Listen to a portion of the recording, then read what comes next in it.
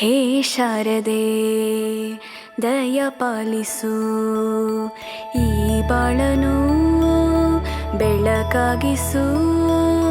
ಹೇ ಶಾರದೆ ದಯ ಪಾಲಿಸು, ಈ ಬಾಳನು ಬೆಳಕಾಗಿಸು.